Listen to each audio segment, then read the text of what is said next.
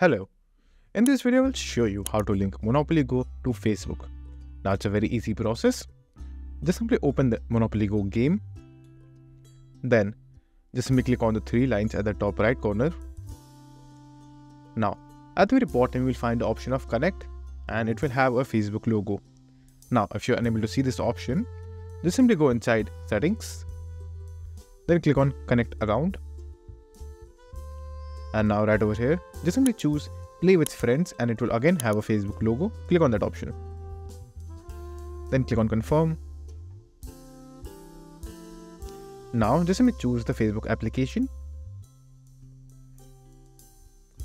And the game should now automatically restart. So wait for a few seconds. And just like that, your account is now linked with Facebook. If you want to check, go back to settings and right over here, you can see there is now written disconnect over here because your account is now linked with Facebook.